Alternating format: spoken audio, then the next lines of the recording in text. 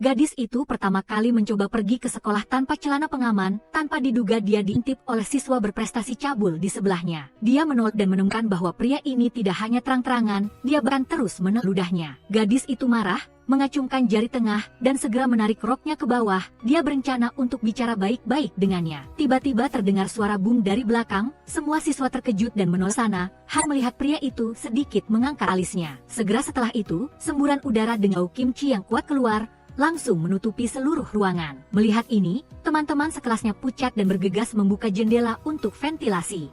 Tanpa diduga, pemandangan di luar jendela membuat mereka terkejut, hanya terlihat beberapa kendaraan militer tiba-tiba memasuki halaman sekolah. Begitu kendaraan berhenti, lebih dari selusin tentara dengan perlengkapan senjata lengkap segera turun dan berbaris. Terlebih lagi, ekspresi mereka sangat serius. Berita buruknya adalah mereka akan mengambil alih seluruh sekolah. Berita baiknya adalah yang datang bukan tentara Amerika yang ditempatkan di Korea. Jika tidak, siswi-siswi Korea ini akan celaka. Jangan-jangan mereka datang untuk menangkap kita. Ada apa ini? Pasti bukan untuk menangkap kita, kan? Semua siswa membicarakan apa yang baru saja terjadi.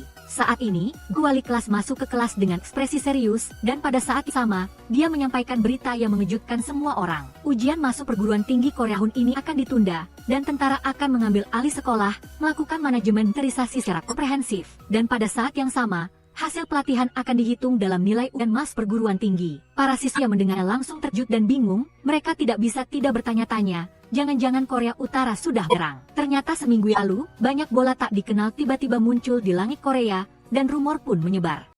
Ada yang mengatakan itu adalah makhluk asing yang menyerang bumi, ada juga yang mengatakan ini adalah senjata super baru yang diteliti oleh Tiongkok. Daripada menunggu kematian lebih baik bertindak lebih dulu. Jadi, di bawah hutan bom besar Amerika, tentara Korea sedang menyerang bola-bola tersebut, tetapi yang mengejut mereka, bola-bola tak dikenal ini tidak hanya tidak rusak, tetapi juga dengan cepat membelah semakin banyak, beberapa hari kemudian dengan cepat membelah menjadi lebih dari ratusan ribu bola. Saat ini seluruh bumi telah tertutupi, hanya dua kutub utara dan selatan yang tidak muncul, tetapi bola-bola itu masih menyerang pemerintah dari berbagai negara untuk menenangkan massa. Telah berbukti bahwa ini adalah eksperimen bersama para ilmuwan global, tetapi hanya sehari sebelumnya, bola pertama tiba-tiba jatuh di wilayah Korea, tentara segera mengirim pasukan untuk menutup area tersebut, dan juga mengirim tentara anti huru-hara untuk mengamati dari dekat. Bagian mata bola berwarna ungu kebiruan, dan di dalamnya sepertinya terus bergerak, terlihat jinak dan tidak ada tanda-tanda serangan, tetapi tentara itu suka makan pisang utuh, jadi dia menembak bola itu terus-menerus dengan senapan, melihat tidak ada efek kerusakan. Lalu dia beralih mengambil roket. Daya ledaknya yang merusak membuat debu berterbangan di mana-mana. Namun, anehnya debu yang berterbangan tidak hilang, dan bola di dalamnya juga mulai berubah. Tunggu, apa itu? Apa itu? Banyak monster tentakel segera keluar dari dalam bola. Kecepatan mereka sangat cepat, dan tentakelnya fleksibel serta tajam seperti pisau. Pihak militer setelah membayar mahal, akhirnya berhasil menangkap beberapa monster tentakel hidup-hidup untuk diteliti. Mereka tidak takut suhu tinggi, juga tidak takut tegangan tinggi puluhan ribu volt, bahkan gas berat tidak ada efeknya. Peluru biasa juga bisa berlambat bahkan mereka sementara. Akhirnya militer mengembangkan sejenis peluru suhu rendah khusus. Meskipun bisa memusnahkan monster tentakel, tetapi tidak bisa menghadapi bola induk raksasa mereka. Setelah kejadian itu, Presiden Korea Selatan mengumumkan bahwa negara memasuki status siaga tempur tingkat 1, juga mengeluarkan perintah mobilisasi umum, memanggil semua pria dan wanita dewasa di seluruh negeri untuk wajib militer. Bahkan siswa kelas 12 juga harus bergabung dengan pasukan cadangan. Guru wali kelas membagikan surat persetujuan pelatihan militer kepada semua orang. Jika setuju akan mendapatkan poin tambahan untuk ujian masuk perguruan tinggi. Jika tidak setuju maka sama dengan kekurangan satu mata pelajaran ujian. Di bawah aturan setengah terpaksa ini, para siswa demi masa depan mereka semua memilih untuk mengikuti pelatihan. Tapi mereka tidak tahu kebenarannya, hanya menganggap pelatihan ini seperti kamp musim panas biasa. Hari pertama pelatihan, semua siswa di bawah kelas 12 dipulangkan. Warga umumkan seluruh sekolah akan diolah secara tertutup. Beberapa ruang kelas juga diubah menjadi asrama sementara. Selain itu, barang-barang pribadi yang tidak berhubungan dengan pelatihan dan ponsel disita. Kemudian semua siswa berkumpul di halaman sekolah. Awalnya mereka sangat enggan dan tidak senang, tetapi tanpa diduga pada hari pertama pelatihan mereka sudah diberikan senjata. Biasanya mereka setelah pulang sekolah akan lari ke warnet untuk bermain PUBG. Sekarang bisa memegang senjata sungguhan mereka langsung bersemangat dan mulai bermain CS sungguhan. Tapi yang menunggu mereka adalah pelatihan intensitas tinggi. Sampai sore hari para siswi sangat kelelahan, Seluruh tubuh mereka berkeringat tergeletak di tanah, bahkan satu jari pun tidak bisa digerakkan. Para siswa laki-laki mengeluarkan ponsel yang mereka sembunyikan dan berkumpul untuk menonton video. Video itu menunjukkan tentara Korea Selatan memusnahkan hewan-hewan di kebun binatang. Jo Jang-soo melihat ini dan berkata dengan misterius, menurut praktik sebelumnya, pada tahap awal pecahnya perang, pemerintah akan memusnahkan hewan predator besar terlebih dahulu. Untuk menghindari kasus di mana hewan yang tidak diberi makan lari keluar dan melukai orang. Jadi, hal ini juga berhubungan dengan pelatihan yang mereka dapatkan. Jelas perang akan segera pecah, semua orang langsung serius. Saat ini Lee Chun-ho tiba-tiba muncul, siswa berprestasi itu langsung melaporkan. Dia mengatakan bahwa mereka mengganggu pelajarannya, dan juga diam-diam menyembunyikan ponsel. Segera setelah itu ponsel Kwon Il-ha disita, Lee Chun-ho juga mengatakan akan mengurangi 3 poin, dan begitu dikurangi lebih dari 30 poin, kualifikasi ujian masuk perguruan tinggi akan dibatalkan. Kejadian kali ini juga membuat keduanya menjadi musuh. Lee Chun-ho menghukum keduanya untuk bersama-sama mengangkut air kotor. Akibatnya, di tengah jalan keduanya mulai bertengkar, saling menarik kerah baju dan ingin berkelahi. Teman-teman sekelas yang lewat bergegas untuk melerai. Tanpa diduga saat ini terjadi insiden. Bola daging di langit tiba-tiba jatuh. 3 orang itu tertegun melihat pemandangan ini. Tetapi melihat bola daging tidak bereaksi, Kwon Il-ha menjadi sedikit bersemangat. Dia bahkan ingin mendekat untuk merekam dengan ponselnya dan mengunggahnya ke TikTok. Siapa tahu bisa mendapatkan banyak pengikut. Akibatnya, saat merogoh saku celananya dia baru ingat ponselnya sudah disita sebelumnya. Kwon Il-ha langsung marah, dia tidak peduli dengan situasi, dia langsung mendorong siswa berprestasi itu ke samping bola daging. Siswa berprestasi itu masih ingin bangkit untuk mendapatkan kembali harga dirinya. Akibatnya bola daging berikutnya sudah bangun. Siswa berprestasi itu dengan cepat terbungkus menjadi pangsit raksasa berbentuk manusia. Segera setelah itu, dia ditarik ke dalam bola daging dan ditelan sepenuhnya. Berani-beraninya dia mendekat, untungnya Lee Chun-ho datang tepat waktu untuk menyelamatkannya. Untuk menghindari panikan, Lee Chun-ho hanya bisa menceritakan kejadian itu kepada guru wali kelas dan memintanya untuk melakukan konseling dengan kedua siswa tersebut. Mendengar itu guru wali kelas sangat khawatir, dia berpikir seharusnya membawa siswa ke tempat yang aman. Tapi karang sekolah sudah dikelola oleh tentara, Lee Chun-ho memperingatkannya.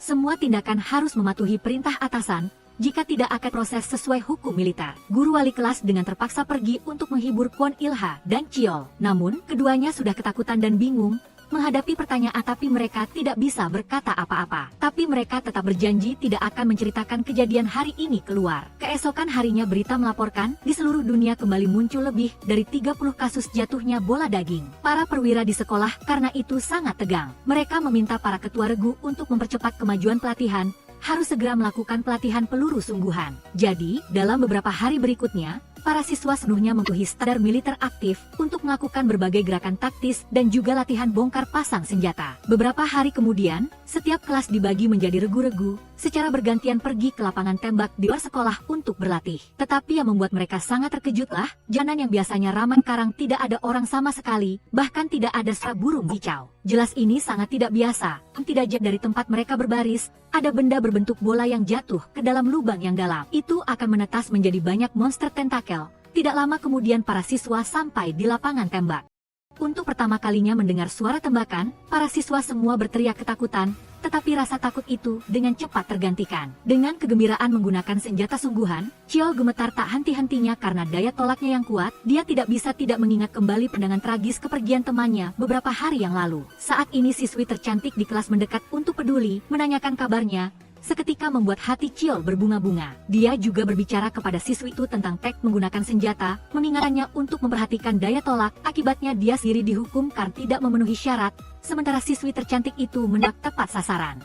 Di perjalanan kembali ke sekolah, Chun-ho tiba-tiba menemukan sesuatu yang tidak biasa. Karena di kedua sisi jalan tiba-tiba muncul banyak kas peluru. Dia segera memerintahkan untuk henti, dan pada saat yang sama menyuruh semua orang istirahat di tempat selama 10 menit. Tetapi begitu siswa duduk mereka menemukan banyak selongsong peluru di tanah. Lee Chun-ho memanggil para pelatih untuk berunding. Semua orang memeriksa amunisi dan mengisi peluru, lalu berpencar untuk melakukan pengintaian. Tetapi pada saat yang sama kedua siswa ini mulai membuat nar. Mereka berpikir bahwa toko bagaimanapun gak kosong. Jadi keduanya diam-diam pergi, dan pemandangan ini juga diperhatikan oleh Hyung-soo sebelahnya. Keduanya dengan cepat menemukan supermarket kecil, mereka dengan santai mulai makan dan minum sepuasnya, tidak hanya tidak ingin membayar, tetapi bahkan ngincar uang di kasir. Pada saat ini, wali kelas akhirnya menyadari bahwa kedua anak itu menang. memastikan keamanan siswa. Dia melaporkan situasi kepada guru militer yang berjaga di tempat. Mau tidak mau guru militer harus keluar untuk mencari mereka, hanya meninggalkan siswa di tempat untuk menunggu perintah. Pada saat yang sama, Chunho menemukan lubang yang dalam di dekatnya, dan bola daging raksasa yang akan terbang di dalamnya. Saat ini, Al memberitahu guru tentang kedua anak itu yang pergi ke toko serba ada. Mendengar itu, guru wali kelas mengajak ketua kelas pergi. Keduanya mencoba memeriksa. Saat itu ketua kelas menemukan sebuah senapan di pinggir jalan. Dia mengira itu adalah teman sekelas yang lupa meninggalkannya di sini. Akibatnya dia menemukan pemandangannya mengerikan.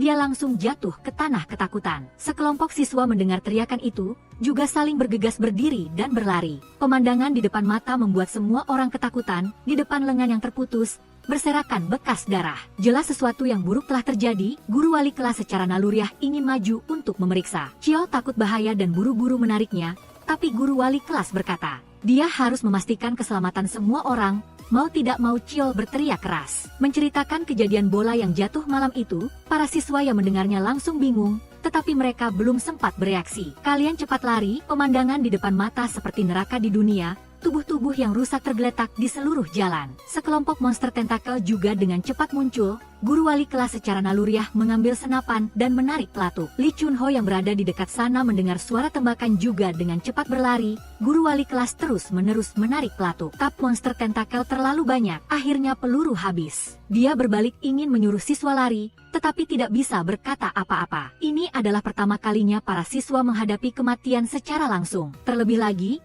yang meninggal adalah guru wali kelas mereka yang paling disayangi. Semua orang ketakutan sampai tak mereka kosong, melihat guru wali kelas perlahan menghilang, tetapi mereka tetap diam tidak berani bergerak. Untungnya, saat ini guru militer datang tepat waktu, tetapi karena melindungi mereka, mereka sendiri tanpa sengaja diserang. Sampai saat ini, para siswa akhirnya tersadar kembali, mereka saling berteriak dan mulai merangkak lari. Tetapi suara keras ini dengan cepat menarik lebih banyak monster. Para guru militer di belakang berusaha keras melawan, sementara mereka lari. Akibatnya seluruh kelas tercerai-berai, beberapa orang lari ke pusat perbelanjaan bawah tanah, di mana juga bergelimpangan orang meninggal. Ketua kelas secara tidak sengaja tersandung tubuh, Kwon Ilha buru-buru berlari untuk membantunya bangkit, tetapi tiba-tiba kakinya dicengkeram. Dia berkeringat deras dan menoleh, dan menemukan itu adalah seorang siswi yang terluka parah. Siswi itu ingin mengatakan sesuatu tetapi detik berikutnya dia muntah darah dan meninggal. Segera setelah itu, seekor monster tentakel muncul dari belakang. Ketiga orang itu berada dalam bahaya besar. Pada saat yang sama, di tempat parkir ada beberapa siswa lain yang juga dalam bahaya. Karena berat badan Jo Jangsu terlalu besar, dia secara tidak sengaja jatuh menimpa teman perempuan di sebelahnya. Akibatnya dua monster tentakel keluar dari bawah mobil, langsung mengikat kaki teman perempuan itu. Teman-teman sekelas lainnya melihat itu dan buru-buru menarik teman mereka. Tetapi kekuatan monster tentakel terlalu besar, 4-5 orang digabungkan juga tidak bisa menariknya. Untungnya, Kim Won Bin datang tepat waktu, cepat lari ke sana. Pada saat yang sama,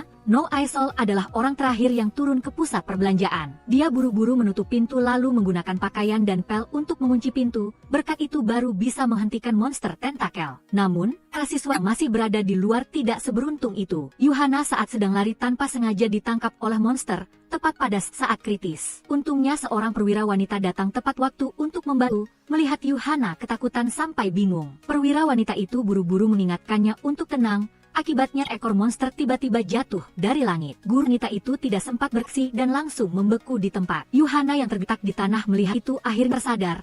Buru-buru berdiri dan lari. Dia tidak menoleh dan masuk ke sebuah mobil kecil, lalu mengunci pintu mobil dengan kuat. Dua teman sekelas lain gedor pintu mobil dengan panik, tetapi Yuhana memegang kepalanya dan sama sekali tidak peduli. Melihat monster tentakel akan menerjang, kedua orang itu hanya bisa buru-buru lari. Monster tentakel mengabaikan Yuhana dan berbalik mengejar dua orang yang sedang lari. Saat panik dan tak ada jalan keluar, kedua orang itu buru-buru bersembunyi di bilik telepon umum di pinggir jalan. Tetapi karena terlalu tegang, mereka secara tidak sengaja menekan tombol alarm, dan alarm segera mengeluarkan suara yang sangat keras. Dengan cepat menarik lebih banyak monster tentakel. Kedua orang itu hanya bisa bersembunyi di dalam sambil gemetar, tetapi monster tentakel tidak berniat mengabaikan mereka. Monster tentakel semakin banyak berkumpul, terlebih lagi mereka sepertinya memiliki kecerdasan. Sepertinya mereka memperhatikan kaca yang pecah, bahkan ingin menggunakannya sebagai titik terobosan untuk masuk. Keterampilan menembak Lee Chun-ho sangat luar biasa. Dalam sekejap dia berhasil mengatasi semua monster tentakel. Kedua siswi sekarang merasa telah menemukan penyelamat, tidak lagi menangis atau berteriak. Lee Chun-ho mengulurkan tangannya untuk membawa mereka pergi. Tanpa diduga, pada saat itu muncul lagi monster tentakel. Untungnya, seorang siswa bertindak cepat untuk menghancurkannya. Sementara teman-teman sekelasnya dalam bahaya, kedua pemimpin masih makan dengan lahap. Baru setelah mendengar suara tembakan di dekatnya mereka menyadari ada sesuatu yang tidak biasa. Mereka buru-buru mengemas makanan ringan dan ingin pergi, tetapi menemukan monster tentakel yang tersesat di pintu. Karena awalnya mereka terpisah dari kelompok, keduanya sama sekali tidak tahu bahaya, bahkan ingin mengganggunya sedikit. Satu orang memegang senjata dan mengganggunya, merasa permainan itu belum cukup, bahkan akhirnya mengulurkan jarinya. Gatal sekali. Seperti pepatah mengatakan terlalu sering diganggu, monster tentakel yang terus-menerus diganggu langsung bertindak. Untungnya, keduanya bereaksi cepat dan menggunakan senjata untuk memblokirnya. Pada saat itu mereka langsung tidak lagi memiliki niat untuk bermain-main. Keduanya mengandalkan rak-rak di supermarket untuk menghadapi monster tentakel. Benar-benar nekat, tapi khas diakui. Ekspresi mereka jauh lebih baik daripada teman-teman sekelas di luar. Setidaknya mereka tahu cara melawan. Akhirnya, dalam situasi kritis, mereka langsung memasukkan monster tentakel ke dalam kulkas. Tak disangka, monster tentakel yang masih hidup takut dingin, langsung lemas dan kehilangan semua kekuatannya. Melihat itu, keduanya tidak berlama-lama lagi dan buru-buru pergi untuk bergabung dengan pasukan utama. Tapi para siswa di tempat parkir tidak seberuntung itu. Beberapa orang ingin masuk ke dalam mobil, tak disangka salah satu dari mereka diserang oleh monster tentakel.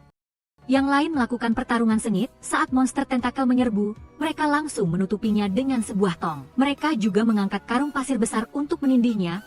Melihat teman laki-laki akan ditarik oleh monster, teman perempuan buru-buru menariknya kembali, lalu segera menutup pintu mobil. Monster tentakel kesakitan dan harus menarik kembali tentakelnya. Semua orang ingin pergi bersama, tapi begitu tangan dilepaskan, monster tentakel akan keluar dari tengah. Melihat situasi kritis, teman laki-laki buru-buru melempar senjata ke yang lain, tapi mereka ragu-ragu. Akibatnya, pada detik berikutnya, teman sekelas telah dililit oleh monster. Kedua teman laki-laki itu dan kakinya gemetar tidak berani bertindak. Hanya Bora yang tidak mengenakan celana pelindung, yang dengan tenang mengangkat senjatanya. Sekarang, tampaknya dua siswa terbaik di kelas ini adalah dua gadis ini, Bora dan Ratu Kecantikan Nara. Setelah hayat teratasi, teman-teman sekelas akhirnya berhasil berkumpul kembali. Dalam pertempuran yang tiba-tiba ini, total ada dua siswa yang sayangnya meninggal, ditambah lagi dengan wali kelas yang berkorban untuk melindungi mereka, dan para guru militer yang gugur dalam pertempuran. Kerugiannya bisa dibilang sangat besar. Semua orang dari yang awalnya panik perlahan-lahan menjadi tenang, semuanya tenggelam dalam kesedihan yang mendalam. Sekarang setelah mereka juga terpapar kebenaran, Lee Chun-ho membagikan senjata kepada semua orang, dan pada saat yang sama menceritakan kepada mereka tentang invasi monster tentakel terhadap manusia. Inilah alasan mengapa mereka harus dilatih. Saat Lee Chun-ho berbicara, ada suara di dekatnya. Lee Chun-ho buru-buru memberi isyarat kepada semua orang untuk diam, lalu memimpin semua orang perlahan-lahan ke sudut jalan. Dia memerintahkan semua orang untuk siap menembak, lalu dia melepas helmnya dan melemparkannya ke tanah di sudut jalan. Mereka menunggu monster tentakel muncul untuk membasmi mereka. Semua orang menunggu dengan serius. Saat itu sebuah bayangan hitam muncul. Disangka itu adalah dua orang yang menyebabkan masalah karena mencuri makanan ringan. Hentikan serangan. Ini Lee Chun-ho. Orang yang bertindak adalah Lee Chun-ho. Untungnya keterampilannya tidak terlalu bagus. Hasilnya tidak mengenai teman sekelas. Semua orang melihat itu dan akhirnya menghela napas lega, dan Lee Chun-ho juga terkejut dengan pemandangan ini. Prestasi akademiknya selalu berada di peringkat terakhir di kelas. Sejak hari pelatihan dimulai dia selalu menjadi beban, mungkin karena dia agak bodoh sejak lahir. Karena itu dia juga agak minder, tapi untungnya kali ini tidak menyebabkan tragedi. Tidak lama kemudian seluruh kelompok kembali ke setiap orang penuh luka. Pemandangan ini membuat siswa lain sangat penasaran. Mereka berbondong-bondong datang ke pintu kelas ingin bertanya tentang situasi, tapi akhirnya dipaksa diusir oleh guru militer. Orang-orang di kelas juga saling pandang tanpa berkata-kata. Semua terjadi hari ini seperti mimpi, sampai yang mereka masih pulih. Saat itu seorang siswa memimpin berdiri, dia melempar alatnya ke samping, lalu mengatakan bahwa dia harus pergi dari sini untuk pulang. Teman-teman sekelasnya juga untuk melakukan hal yang sama. Mereka mengatakan bahwa meskipun harus melewati ujian perguruan tinggi, mereka tidak ingin terus tinggal di sekolah. Saat itu Lee Chun-ho berlari. Duduk, siapa peduli padamu, duduk. Semua orang segan dengan identitas Lee Chun-ho sehingga mereka menahan emosi dan duduk. Lee Chun-ho berkata bahwa sekarang di sini adalah tempat paling aman, bersendiri saja dengan mencari mati. Hanya dengan menerima pelatihan dan menjadi kuat barulah mereka bisa melindungi diri mereka sendiri. Pada saat itu, apakah mereka pergi atau tinggal? Dia tidak akan peduli. Setelah mengatakan itu, Lee Chun-ho segera memberikan tugas pelatihan malam, lalu dia pergi sendirian. Namun para siswa pada dasarnya tidak peduli padanya. Setelah berunding mereka mulai melakukan voting. Mereka mengatakan bahwa jika pergi, mereka akan pergi bersama, itu pasti lebih aman daripada bertindak sendiri. Akhirnya, semua orang mengangkat tangan setuju. Hanya Kook Yong-su yang tidak mengangkat tangan.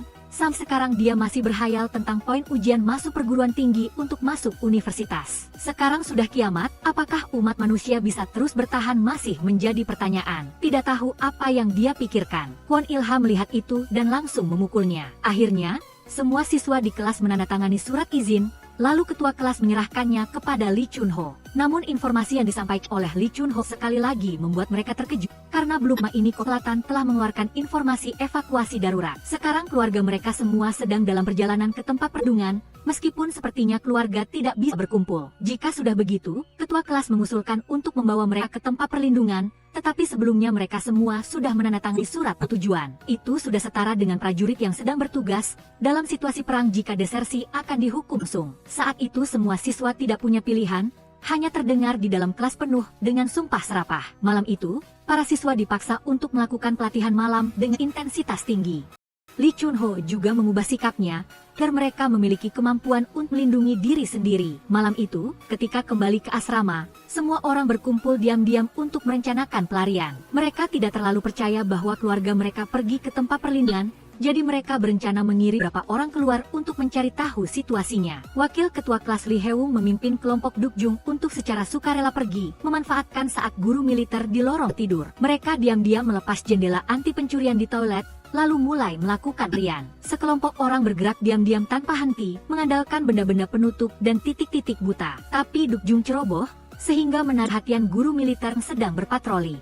Untuk memastikan semua orang bertindak dengan lancar, Utaek hanya bisa mendorongnya keluar. Dukjung, tuan, apa yang kamu lakukan di sini selarut ini? Kamu makan apa? Tidak makan apa-apa. Ada apa? Ada apa? Datang dan tangkap aku, bocah nakal. 3 orang lainnya melihat itu dan buru-buru menyelinap keluar untuk terus melarikan diri. Akibatnya, pada detik berikutnya mereka dihadang oleh Kim Won-bin. Rupanya, semakin tua semakin bijak, Lee Chun-ho sangat marah setelah mengetahui kejadian itu. Malam itu juga dia menarik semua siswa keluar untuk latihan intensif, dan pada saat yang sama dia berbicara dengan mereka dengan sangat tegas. Kali ini dia akan menganggapnya tidak terjadi, tetapi jika terjadi untuk kedua kalinya, mereka akan dianggap sebagai tara desersi dan dieksekusi.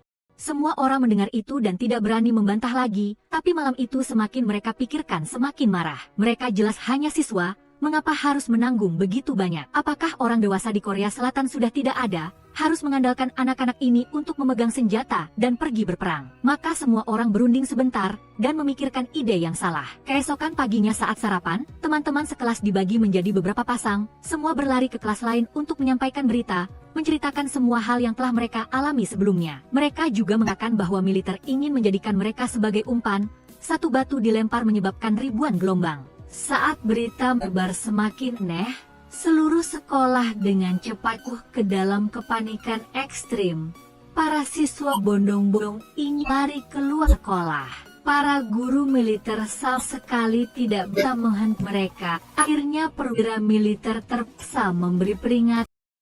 Para siswa langsung tidak mau lari lagi, mereka berbondong-bondong bersembunyi di belakang para guru militer. Melihat bola daging akan bangun, Lee Chun-ho buru-buru menoleh dan berteriak agar mereka lari kembali ke gedung kelas. Akibatnya, pada detik berikutnya, tak terhitung monster tentakel langsung menyerbu keluar. Para guru militer meskipun berusaha melawan, tapi mereka tidak berdaya karena monster tentakel terlalu banyak. Mereka dengan cepat menembus garis pertahanan mereka yang sederhana, siswa panik dan melarikan diri. Akibatnya, bola daging kedua jatuh di tengah lapangan. Segera setelah itu, lebih banyak bola daging jatuh. Seluruh stadion dengan cepat menjadi meja makan monster tentakel. Para siswa menjadi makanan lezat bagi mereka untuk berbuat sesuka hati. Namun pada saat hidup dan mati ini, perwira ini malah mengendarai mobil sendirian ingin melarikan diri. Akibatnya, Pada detik berikutnya mobilnya terbalik. Kemudian beberapa monster tentakel menyerbu masuk dan memakan orang itu. Stadion sepenuhnya berubah menjadi neraka dini. Teriakan tragis dan rintihan terus terdengar. Sebelumnya mereka masih berpikir ingin pulang. Sekarang mereka mungkin sudah melupakan hal itu. Saat ini Aesol dan Sucheol juga dalam bahaya. Tepat pada saat kritis, Aesol mengambil kotak amunisi di sebelahnya dan mulai memukul dengan keras. Tidak heran dia sering membuat kesalahan sebelumnya. Ternyata ini adalah seorang pejuang gila dibandingkan dengan kepanikan teman-teman sekelasnya yang lain. Rak kecantikan Linara lihat jauh lebih dapat diandalkan. Dia mengambil pistol seorang guru militer yang telah meninggal. Berturut-turut berhasil mengatasi beberapa monster. Para siswa di bawah perlindungan para guru militer melarikan diri bersama. Setelah mengalami kerugian besar, akhirnya semua orang lari ke pintu gedung kelas. Saat itu ada sebuah bola daging lagi jatuh dari langit. Semua orang terkejut sejenak. Setelah sadar kembali, mereka buru-buru menutup pintu utama dan memblokirnya dengan meja dan kursi. Tapi monster semakin banyak berkumpul. Mungkin tidak lama lagi mereka akan menyerbu masuk. Tidaklah kemudian Lee Chun-ho dan Kim Won-bin tiba. Mereka buru-buru memimpin sekelompok orang kembali ke asrama untuk mengenakan perlengkapan. Semua orang menerima senjata dan mengisi peluru. Setelah itu dengan cepat mulai dievakuasi. Sekarang seluruh sekolah telah menjadi sunyi. Di mana-mana ada monster. Hanya suara tembakan sporadis dari jauh yang masih melakukan perlawanan sengit. Lee Chun-ho dan Kim Won-bin memimpin Linara dan beberapa orang lainnya untuk membuka jalan di depan. Setelah memastikan aman, siswa lain juga berbondong-bondong lari keluar untuk naik mobil. Tepat pada saat sebuah helikopter bersenjata tiba-tiba jatuh. Pemandangan ini menjadi pemicu utama. Aku tidak mau pergi. Aku ingin mencari ibuku. Cepat naik mobil. Melihat dia tidak mau naik mobil, semua teman sekelas menjadi cemas. Kim Won-bin hanya bisa memerintahkan wakil ketua kelas dan yang lainnya untuk secara paksa membawanya ke dalam mobil. Tepat pada saat ini di samping muncul lagi beberapa monster tentakel. Yesu ingin menembak tetapi dalam kepanikan lupa membuka kunci pengaman. Untungnya Linara di sebelahnya bereaksi cepat. Beberapa orang buru-buru menarik siswi yang ketakutan dan hampir pingsan ke dalam mobil. Tapi tidak sengaja kakinya tersangkut. Dalam situasi kritis, semua orang tidak lagi peduli padanya. Mobil mulai menyala. Siswi yang tadi menuntut ibunya sekarang tiba-tiba meledak dengan keinginan untuk bertahan hidup. Hanya saja Tuhan tidak akan menyayangi orang yang menyanyiakan kesempatan kedua. Segera setelah itu dia diubah menjadi emas oleh monster. Teman-teman sekelasnya hanya bisa melihat dia dimukbang oleh monster. Saat ini sekolah telah sepenuhnya dikuasai. Para siswa juga satu persatu naik ke dua truk evakuasi. Pada saat yang sama, dunia di luar sekolah telah menjadi neraka di bumi. Bola-bola daging di langit terus berjatuhan. Seluruh kota juga sepenuhnya jatuh. Beberapa jam kemudian, truk akhirnya meninggalkan kota. Dilihat dengan mata telanjang juga terlihat. Bola-bola daging di luar kota sudah jauh lebih sedikit.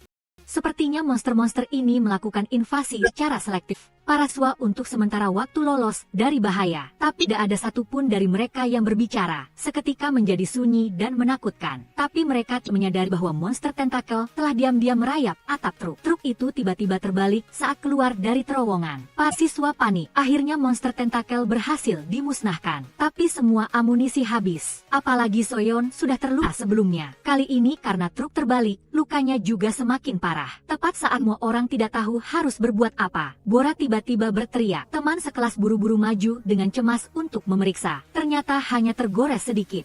Sok kaget begitu tidak takut menarik monster datang. Setelah ini, panggil saja dia si gadis manja. Karena serangan mendadak monster tentakel, dua guru militer yang mengemudi tewas di tempat. Semua orang mulai memeriksa senjata dan amunisi. Mereka menemukan bahwa semua peluru hampir habis. Soyeon dibalut dengan sederhana tetapi dia mengalami demam tinggi. Sekarang mereka tidak punya peluru, tidak punya makanan. Mobil rusak dan ada yang terluka. Tidak mungkin untuk sampai ke titik pertemuan yang berjarak 20 km tepat waktu. Beberapa teman laki-laki setelah berunding memutuskan tidak bisa hanya duduk menunggu kematian. Mereka harus pergi ke desa terdekat untuk mencari makanan dan obat-obatan terlebih dahulu. Dengan begitu Soyeon baru punya kesempatan untuk bertahan hidup. Soyeon, agar tidak potkan semua orang, berinisiatif untuk ikut. Tapi Bora yang hanya tergores tetap duduk di tanah tidak bergerak. Dia berkata bahwa dia terlalu sakit dan sama sekali tidak bisa berjalan. Tapi merajuk juga harus tahu membedakan situasi. Pemandangan ini membuat banyak teman sekelas tidak puas. Tapi dari dulu tidak pernah kekurangan orang yang suka menjilat. Suka membuat diri sendiri terharu. Seorang teman laki-laki langsung menggendongnya. Semua orang melihat itu dan berbondong-bondong mulai bertindak. Saat itu Sucheol seperti tiba-tiba memikirkan sesuatu. Dia kembali mengambil sebuah batu dan menggambar sebuah panah di truk agar nanti Lee Chun-ho menemukannya dan datang untuk menyelamatkan.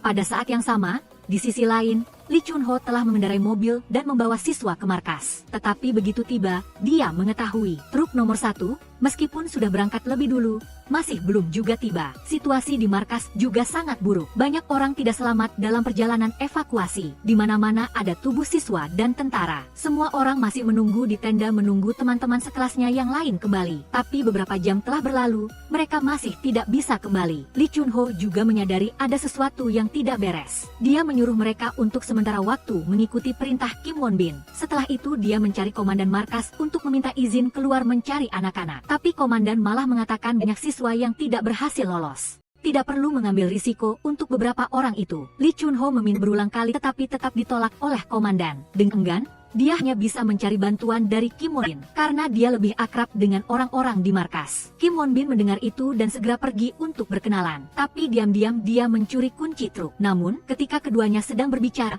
Duk Jung selalu bersembunyi di samping dan mengintip. Akhirnya, dia menceritakan situasi itu kepada teman-teman sekelasnya. Semua orang berpikir Lee Chun-ho pergi mencari teman-teman sekelas yang lain. Jadi mereka memutuskan untuk secara sukarela membantu. Bahkan Yi Seo pun setuju. Hanya Yong-su yang menyuarakan penolakan. Dia bahkan mengatakan bahwa melakukan itu adalah melanggar disiplin militer.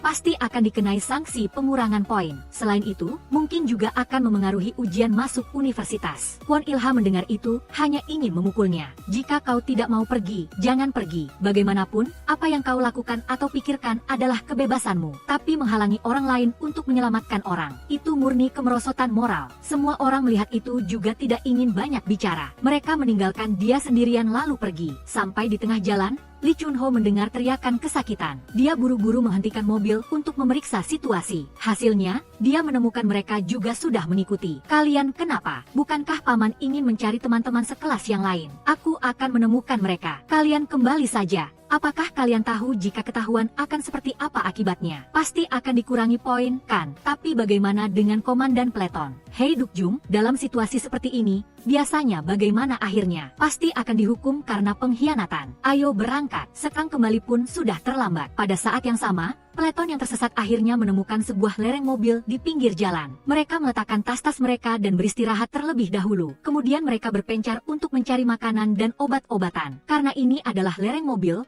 sebagian besar yang ada di sini adalah peralatan dan beberapa barang acak. Selain itu, mereka juga menemukan sedikit nitrogen cair. Ini jelas bisa digunakan untuk menghadapi monster tentakel yang takut dingin. Tapi mereka tidak terlalu menganggapnya penting. Gadis berkacamata di sisi lain menemukan sebungkus mie. Saat ini seorang teman sekelas datang bertanya apa yang dia temukan. Tapi gadis berkacamata itu dengan egoisnya mengatakan tidak menemukan apa-apa. Akhirnya semua orang mencari-cari dan tidak menemukan apapun yang bisa dimakan. Semua orang berkumpul dengan wajah murung. Saat ini, gadis berkacamata itu beralasan ingin keluar untuk buang air kecil. Dia mencari tempat yang sepi lalu diam-diam mengeluarkan mie instan. Benar, jika dibagi-bagi pun tidak akan kenyang. Lebih baik satu orang saja yang makan sampai kenyang. Aku mulai makan sekarang. Para siswa laki-laki menemukan selembar terpal dan 2 tongkat. Mereka berencana membuat tandu darurat sederhana.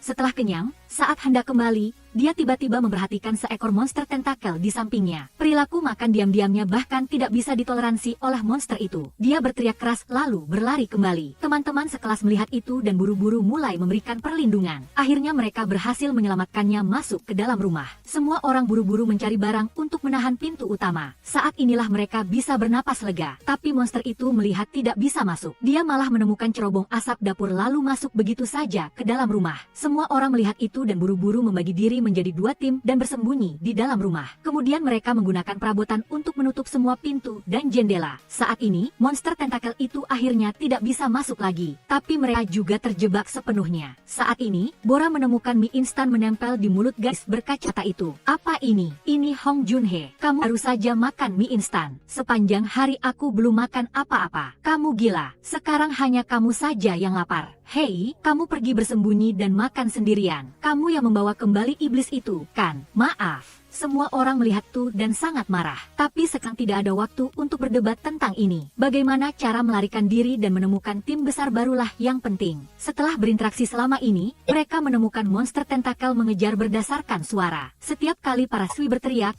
selalu menarik banyak monster.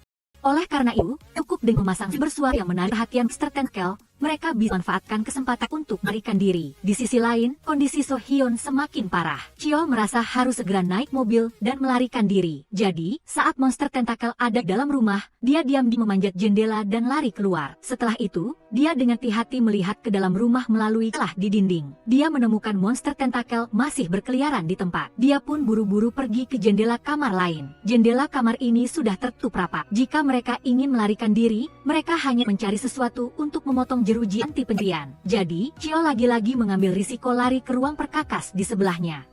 Tapi ini monster juga kehilangan kesabaran dan merayap keluar. Mereka segera mendengar suara dari ruang perkakas. Cheol baru saja menemukan Tang. Hasilnya, dia tidak sengaja melihat ke kaca spion. Seluruh tubuhnya langsung membeku. Dia tidak sempat berpikir lalu mengambil sebuah kotak plastik dan melemparkannya. Setelah itu, dia membanting pintu besi. Dia berlari kembali tanpa menoleh. Teman-teman sekelas di dalam rumah melihat itu dan buru-buru membuka pintu. Akhirnya mereka berhasil menyelamatkannya masuk dan mereka menyalakan film untuk menarik perhatian monster tentakel. Kemudian mereka satu persatu memanjat jendela untuk melarikan diri. Hanya menyisakan satu teman sekelas untuk berjaga. Yang lain dengan cepat lari ke ruang perkakas untuk menyalakan mobil. Tapi karena tidak kunjung menemukan kunci, mereka membuang banyak waktu lagi. Tak disangka, saat ini TV malah rusak. Monster tentakel kembali masuk ke cerobong asap. Teman sekelas yang berjaga buru-buru berteriak untuk memberi peringatan. Dia buru-buru mengambil sapu di bawah dan menusuknya. Yang lain melihat itu dan buru-buru lari. Tapi kekuatan monster itu terlalu besar. Akhirnya ia tetap berhasil keluar. Dua orang berusaha keras menahannya. Akhirnya untungnya mereka berhasil melemparkannya keluar.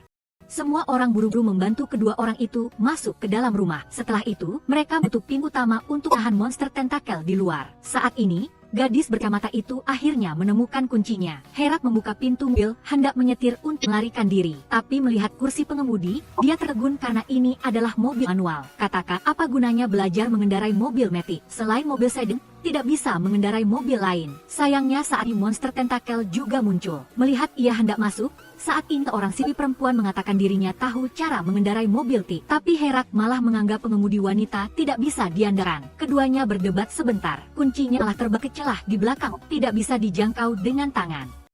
Saat ini semua orang tertegun. Herak sebelumnya sudah membuat celaka semua orang karena makan diam-diam. Sekarang dia menyebabkan masalah ini lagi. Benar-benar biang kerok. Seo Heon melihat itu tidak bisa menahan diri untuk tidak menyalahkan dirinya sendiri. Dia mengatakan itu semua salahnya yang telah mencelakai semua orang. Monster tentakel juga sudah hampir masuk. Hyung-shin melihat itu dan memikirkan cara untuk melarikan diri, yaitu dengan meninggalkan satu orang untuk memancing monster tentakel. Sisanya bisa memanfaatkan kesempatan untuk melarikan diri. Akhirnya semua orang melakukan undian. Siapa yang mendapat undian terpendek harus tetap tinggal. Herak jelas-jelas mendapatkannya tapi dia takut dan tidak berani menunjukkan undiannya. Herak, sepertinya kamu. Aku pergi. Jangsu, semakin dalam situasi berbahaya, semakin manusia menunjukkan sifat aslinya. Di kelas ini, hanya wakil ketua kelas Jangsu yang merupakan pria sejati. Jangsu mengambil drum minyak dan tongkat di bawah. Setelah itu dia menyuruh yang lain membuka pintu utama. Melihat dia hendak keluar, Herak melihat undendek di tangannya. Tapi dia tidak berani berbicara. Menunggu setelah Jangsu keluar, semua orang dengan cepat mengunci pintu lagi. Setelah itu, Jangsu mulai mengetuk drum minyak untuk menarik perhatian monster tentakel. Kemudian ia memancing mereka ke ruangan di sebelahnya. Saat ini, Hong Yun-hye akhirnya berhasil mengambil kunci. Semua orang buru-buru naik mobil dan mulai mengungsi.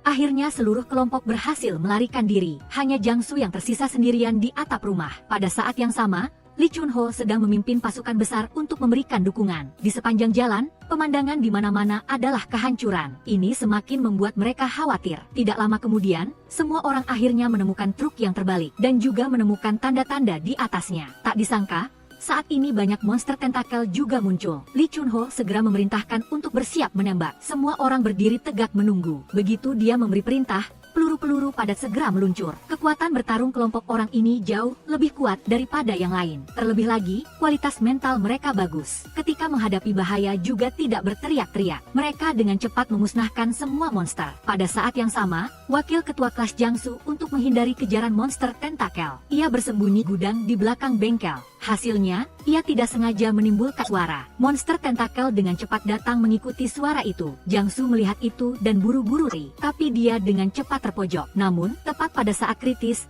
Herak muncul dengan tabung nitrogen air. Ternyata Herak tidak melarikan diri. Anak ini juga memiliki sedikit keberanian. Tidak sia-sia Jiangsu mengambil risiko untuknya sekali. Hei, dasar gila, jangan pikir aku akan menolongmu. Kedua orang itu mengobrol sambil kembali.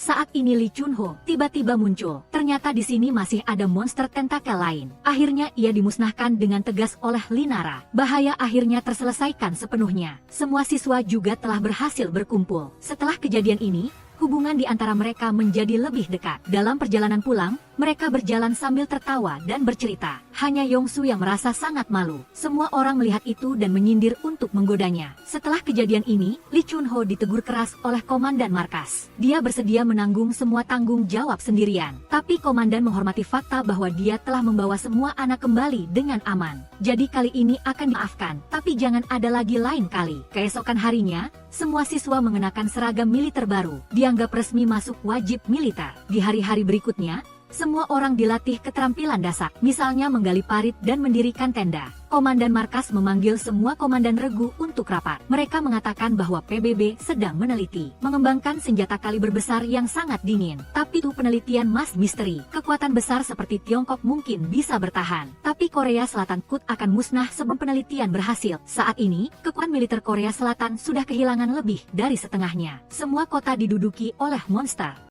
Bahkan Seoul pun dikuasai dan dikepung monster. Hanya beberapa tempat berlindung yang berusaha bertahan. Jadi, Atsan berencana untuk langsung mengerahkan siswa ke medan perang untuk melaksanakan misi penyelamatan di Seoul. Semua siswa terkejut dengan berita ini. Untuk menstabilkan moral pasukan, komandan juga berjanji asalkan misi selesai, semua orang akan dijamin masuk universitas. Tapi jika nyawa saja tidak bisa dipertahankan, apa gunanya masuk universitas? Saat makan malam, semua orang sangat murung, bahkan tidak bisa makan beberapa suap. Lee Chunho dan Kim Won Bin untuk membangkitkan semangat semua orang. Mereka secara khusus mengadakan pesta. Semua orang bermain sangat gembira, hanya saja sedikit boros tepung. Saya menyarankan seseorang menyalakan rokok. Tidak perlu menunggu monster datang sampai di pintu. Langsung saja musnahkan seluruhnya di rumah. Keesokan paginya, semua orang mengenakan perlengkapan dan siap berangkat. Sebelum pergi, Lee Chunho juga mengeluarkan sebuah alat pendeteksi. Mengatakan bahwa itu bisa mendeteksi monster tentakel dalam jarak 1 km. Dengan begitu bisa sangat meningkatkan keselamatan. Setelah itu, kelompok orang itu naik mobil dan memulai perjalanan sulit ke Seoul. Tapi karena invasi monster, sebagian besar jalanan macet parah. Semua orang terpaksa turun dari mobil untuk membuka jalan. Tak disangka, pas saat ini alat pendeteksi tiba-tiba berbunyi. Mendeteksi sejumlah besar monster tentakel 300 meter ke arah barat daya. Sepertinya mereka bersembunyi di dalam bangunan. Lee Chunho menggunakan isyarat untuk membagi tugas kepada semua orang. Setelah itu, semua orang dibagi menjadi 3 tim untuk memberikan perlindungan. Dia memperhatikan mobil mainan di tanah, lalu menyalakan sakelar dan melemparkannya keluar. Tujuannya untuk memancing monster tentakel agar keluar sendiri. Segalanya berjalan sesuai dugaan. Monster yang tak terhitung jumlahnya berkerumun dan segera menyerbu keluar. Lee Chunho segera memerintahkan untuk memulai serangan. Monster-monster itu segera menderita kerugian besar, tapi mereka sepertinya memiliki kecerdasan. Setelah bertarung dengan manusia berkali-kali, mereka tahu jika tidak bisa menang,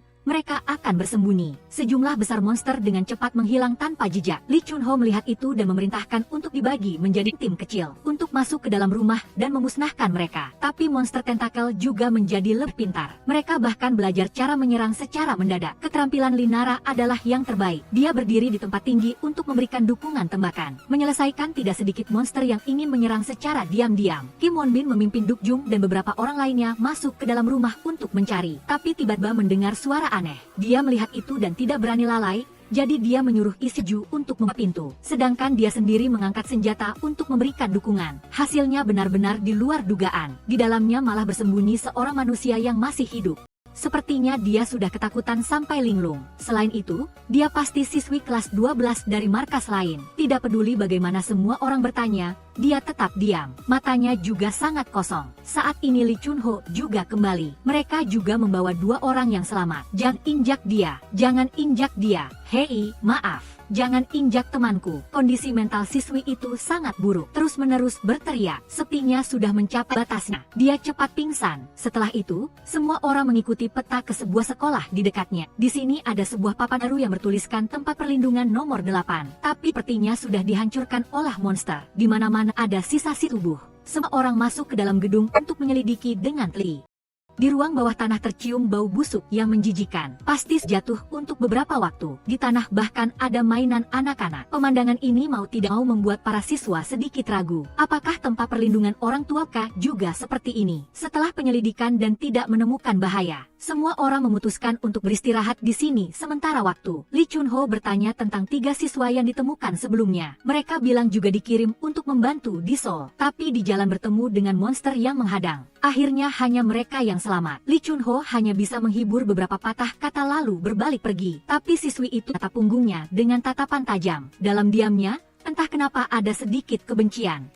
Semua orang pertama-tama membersihkan sisa-sisa di dalam gedung. Mereka menugaskan 2 orang untuk berjaga di atap. Setelah itu mereka makan malam lalu bersiap tidur. Mereka juga baik hati menyiapkan 1 porsi untuk siswi itu. Hasilnya, dia sama sekali tidak berterima kasih. Memanfaatkan saat semua orang ada di sini. Dia malah berbalik dan pergi keluar diam-diam mengambil sebuah pistol. Untungnya ketua kelas merasa tidak tenang sehingga mengikutinya. Ketua kelas mempertanyakan mengapa dia mengambil pistol. Hasilnya dia tidak mengucapkan sepatah kata pun. Langsung mengangkat pistol untuk mengakhiri hidupnya sendiri. Ketua kelas melihat itu dan buru-buru menghibur dengan lembut. Awalnya dia sudah hampir meletakkan pistolnya. Tak disangka saat ini Lee Chun-ho muncul. Langsung memprovokasinya lagi. Kali ini dia bahkan mengarahkan pistol ke Lee Chun-ho. Poin tambahan, apa artinya semua itu? Apa artinya? Aku tidak akan percaya lagi. Ini semua salah kalian. Karena kalian orang dewasa, semua orang pergi. Teman-temanku semua sudah pergi. Kalian yang mencelakai mereka. Akhirnya Lee Chun-ho tidak apa-apa. Sebaliknya, Kim Won-bin yang terluka. Tapi untungnya hanya terluka di bahu. Suara tembakan dengan cepat menarik perhatian semua orang. Siswi itu juga terkejut dengan pemandangan ini. Memanfaatkan saat dia sedang menangis dengan sedih. Chiol buru-buru maju dengan hati-hati untuk mengambil pistol terlebih dahulu. Untuk mencegahnya mengamuk dan melukai orang lain. Tapi karena Kim Won-bin terluka, misi ke Seoul juga ditunda sementara. Lee Chun-ho memanggil semua orang di tengah malam, mengatakan bahwa malam ini istirahatlah dengan baik. Besok pagi akan mundur kembali ke markas. Karena hari ini mereka sudah melihatnya. Monster tentakel memiliki kecerdasan yang sangat tinggi. Pergi ke Seoul tidak ada bedanya dengan terjun ke dalam api. Adapun kuman melawan perintah militer, dia akan menanggungnya sendirian. Malam itu, Chiol dan Linara berjaga di atap. Hasilnya, mereka tiba-tiba menemukan monster tentakel berjarak 2 km dan terus-menerus memancarkan cahaya. Mereka melihat ke langit. Ternyata ada bola daging besar yang juga terus-menerus memancarkan cahaya. Sepertinya mereka sedang mengirimkan semacam sinyal satu sama lain. Seperti pengintaian militer. Pada siang hari, bola daging besar belum muncul. Niat mereka sekarang sudah sangat jelas. Targetnya kemungkinan besar adalah mereka. Selain itu, sekarang mereka sangat mungkin telah dikepung. Waktu mendesak, Lee Chun-ho segera merencanakan taktik pertempuran. Semua orang menemukan banyak bom di tempat perlindungan. Lalu mereka mengikatkan amunisi beku di atasnya. Meskipun bom jenis ini tidak bisa memusnahkan bola daging besar, menendang monster tentakel bukanlah masalah. Akhirnya, setiap orang dibagi 2 kotak. Lee Chun-ho merintahkan mereka untuk berpencar di setiap lantai dan ruangan. Mereka harus menendang monster tentakel dan satu serangan. Kemudian semua orang berkumpul di perpustakaan. Sementara itu, Kim Won-bin pergi ke ruang distribusi listrik penjara utama. Rencana selanjutnya mulai berjalan dengan teratur. Beberapa orang bertanggung jawab memasang bahan peledak. Beberapa orang bertanggung jawab menghubungkan kabel. Lee Chun-ho mendengar berita itu dan terkejut. Karena tidak ada cukup waktu untuk memasang bom lagi. Dia buru-buru memerintahkan semua siswa untuk segera mundur. Lalu meminta Kim Won-bin untuk menyalakan lonceng alarm di tempat perlindungan. Dengan begitu, semua monster akan terpancing ke penjara utama. Hal ini akan melindungi keselamatan siswa yang telah melarikan diri ke perpustakaan. Sementara Lee Chun-ho sendiri tetap tinggal sendirian. Pada saat yang sama, monster tentakel mendengar lonceng alarm. Mereka segera bergegas dengan kecepatan lebih cepat. Di tanah hanya terlihat bayangan mereka yang berjejer rapat. Ini membuat orang merinding. Untungnya, semua siswa sudah lari ke perpustakaan. Saat ini, semua orang baru ingat, Lee Chun-ho masih memasang kabel di penjara utama. Akhirnya dia berhasil menghubungkan semua bahan peledak. Tapi ketika dia ingin melarikan diri, sudah terlambat. Monster tentakel berbondong-bondong datang. Melihat itu, dia terpaksa mengubah arah untuk mundur melalui pintu keluar darurat. Tak disangka, di sisi ini juga penuh dengan monster tentakel. Meskipun keterampilan Lee Chun-ho sangat luar biasa. Seperti peribahasa, 2 lawan 1, yang kalah pasti pincang. Sepanjang dia bertarung sambil mundur, majalah amunisi juga hanya tersisa 1. Dia juga tidak beruntung, kakinya terkilir. Saat ini, dia benar-benar terperangkap. Dia benar-benar terdesak ke sudut. Setelah menggunakan semua peluru terakhir, dia hanya bisa bersembunyi di sebuah ruang kelas. Pertama, dia bertanya tentang situasi para siswa. Kim Won-bin mengatakan semua orang sudah datang. Lee Chun-ho merasa lega mendengarnya. Setelah itu, dia memerintahkan untuk mengaktifkan bom. Tapi dia selalu tidak mau mengatakan di mana dia berada. Namun, semua orang juga telah menyadari situasinya. Kim Won-bin langsung ingin bergegas untuk menyelamatkan. Namun dihentikan oleh Lee Chun-ho demi keselamatan siswa. Dia berkata bahwa dia sangat menyesal telah melibatkan anak-anak dalam perang. Tapi dia juga merasa sangat terhibur, karena sekarang mereka sudah bisa melindungi diri sendiri. Lee Chun-ho memberikan perintah terakhir. Dia memerintahkan siswa untuk bertahan hidup demi dirinya, untuk menyaksikan hari berakhirnya perang. Setelah itu, dia segera mematikan radio. Semua orang sangat sedih, tetapi Lee Chun-ho tidak bisa mati sia-sia. Akhirnya mereka tetap menekan tombol peledakan. Dalam sekejap, 1 bulan telah berlalu. Kim Won-bin dibawa kembali ke pangkalan karena cedera. Anak-anak juga tidak pergi ke Seoul, melainkan tetap tinggal di kota untuk terus bertempur melawan monster. Setelah periode pelatihan ini, mereka benar-benar telah berubah. Mat setiap orang sangat tegas. Koordinasi setiap orang juga sangat selaras. Mereka dibagi menjadi 3 tim. Tim tempur bertanggung jawab untuk berburu monster tentakel setiap hari. Tim patroli bertanggung jawab untuk mencari persediaan di tar. Setiap hari juga menyisakan 2-3 orang untuk berjaga dalam rumah. Pada malam hari semua orang kembali ke rumah bersama-sama. Pertama, merawat senjata dan peralatan. Kemudian membagi makan malam. Karena persediaan yang relatif langka, setiap orang hanya menerima 1 kaleng makanan kaleng. Semua orang juga dengan teliti membuat salib. Di atasnya gantung foto-foto rekan seperjuangan yang telah gugur.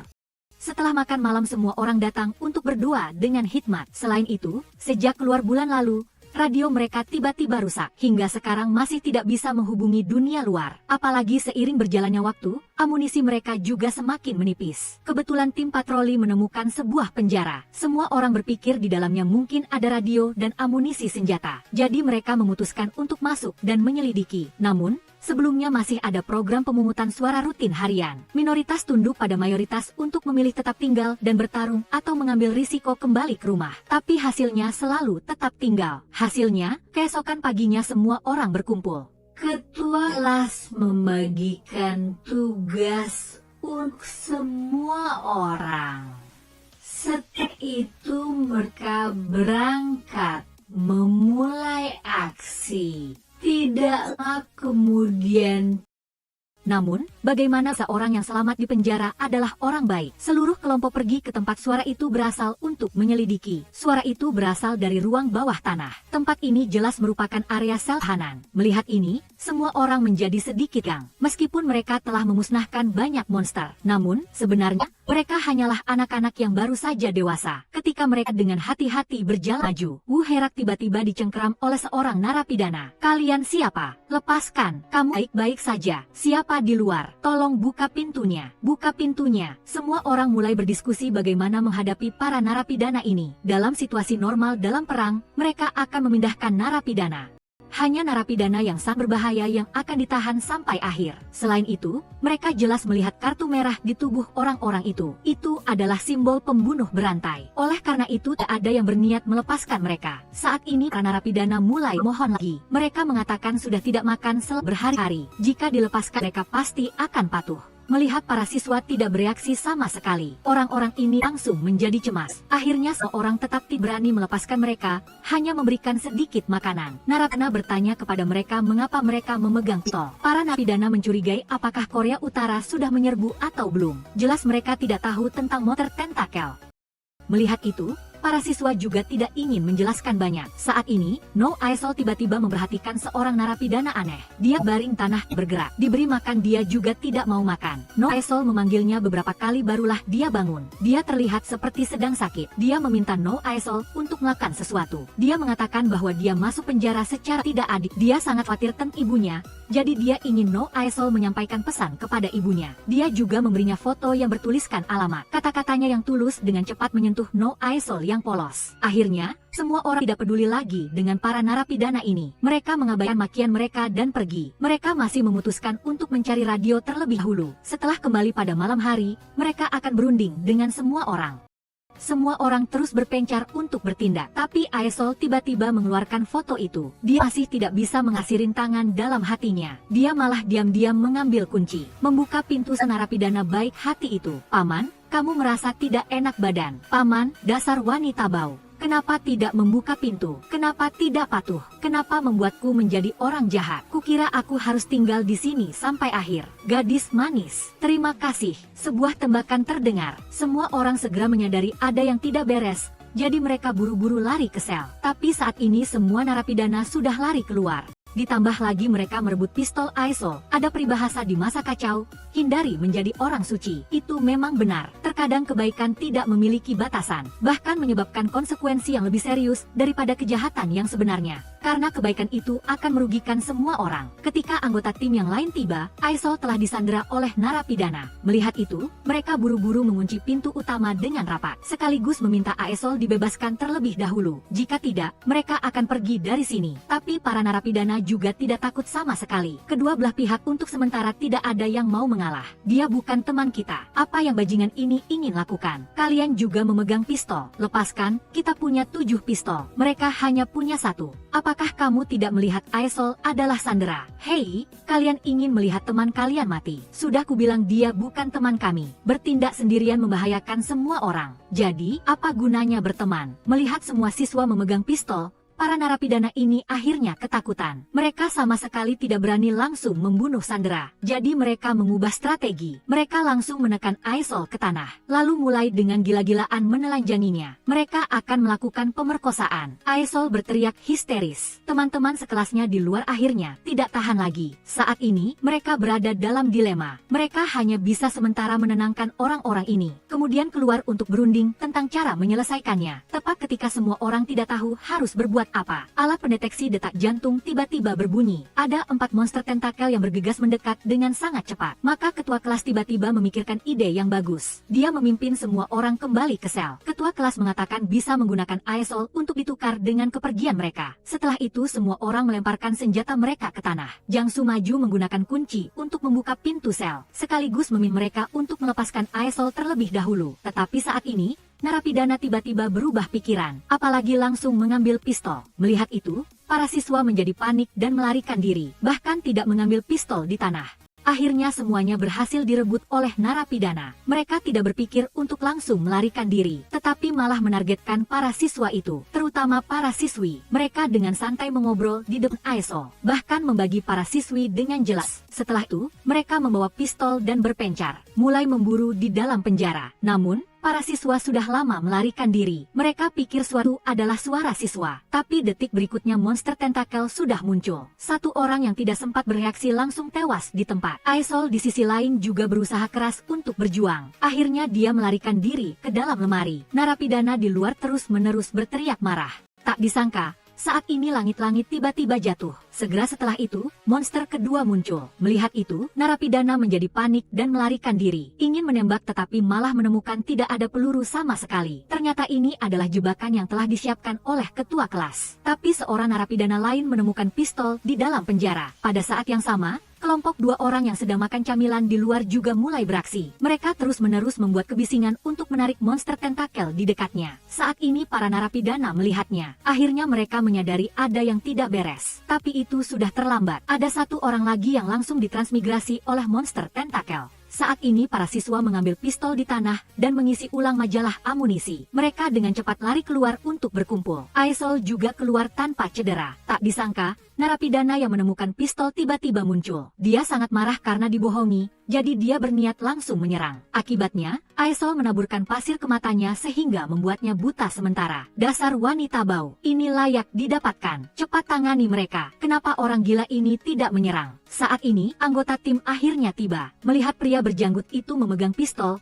semua orang menunggu dengan serius. Tak disangka, dia langsung melempar pistol ke tanah. Saya selalu sangat penasaran mengapa benda-benda ini muncul. Sekarang sepertinya saya sudah tahu alasannya. Kita, manusia, yang paling merepotkan. Mereka datang untuk melenyapkan kita. Kata-kata yang tiba-tiba ini membuat semua orang tidak mengerti. Orang ini sepertinya benar-benar tidak takut mati. Akhirnya dia pergi sendirian. Semua orang juga tidak peduli, buru-buru memeriksa rekan mereka di tanah. Setelah melihat mereka baik-baik saja, barulah mereka merasa lega. Pada saat yang sama, tim tempur sedang mengumpulkan persediaan di rumah sakit. Chiol juga menemukan sebuah kamera. Dia berencana merekam beberapa pesan terakhir untuk orang tuanya. Pada saat ini, tiba-tiba ada suara pertengkaran kecil dari belakang.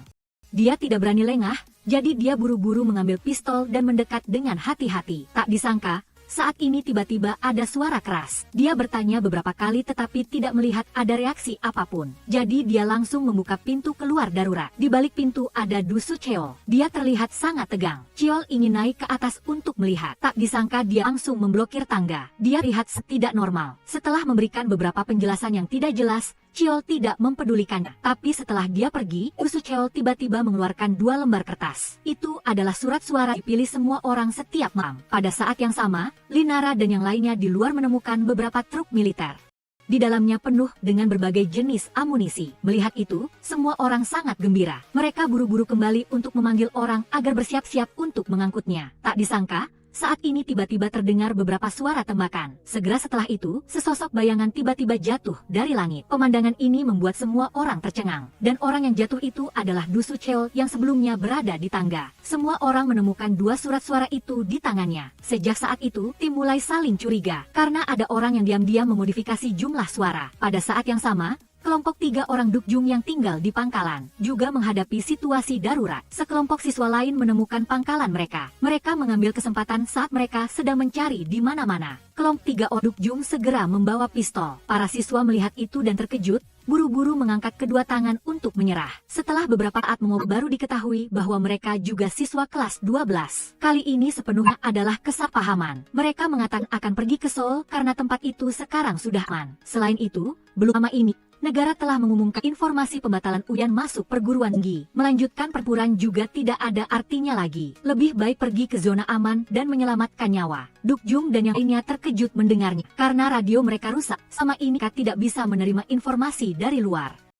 Salah satu siswa yang tahu cara memperbaiki radio bersedia membantu mereka melihatnya. Ternyata radio itu tidak rusak secara normal, tetapi sengaja dirusak olehnya. Jelas ada seseorang yang tidak ingin mereka menerima berita. Setelah itu, kelompok siswa ini mengucapkan selamat tinggal dan pergi. Mereka ingin membawa kelompok 3 orang Dukju bersama mereka. Tetapi seluruh kelompok ingin menunggu semua orang kembali untuk berunding. Sebelum pergi, Dukjung bertanya lagi tentang radio. Pria misi ingin menjelaskan, tetapi dihentikan oleh gadis berambut merah. Dia mengatakan bahwa mungkin mereka salah lihat. Tetapi bahkan demikian, benih kecurigaan satu sama lain telah ditaburkan di antara teman-teman sekelas. Tidak lama setelah itu, peleton penjara kembali lebih dulu. Karena masalah dengan para tahanan, semua orang sedikit banyak terluka. Mereka juga tidak menemukan radio baru. Setelah itu, peleton tempur juga kembali dengan tubuh suci. Semua orang tidak bisa mempercaya. Ini adalah pertama kalinya mereka kehilangan seseorang. Lee Chunho berkorban. Setelah menguburkan Sucheol pada larut malam, Chiol segera mengambil 2 surat suara itu setelah kembali. Dia mempertanyakan ke kelas apa sebenarnya masalah ini. Orang-orang di peleton patroli yang mengetahui hal itu juga langsung mempertanyakannya. Terlebih lagi,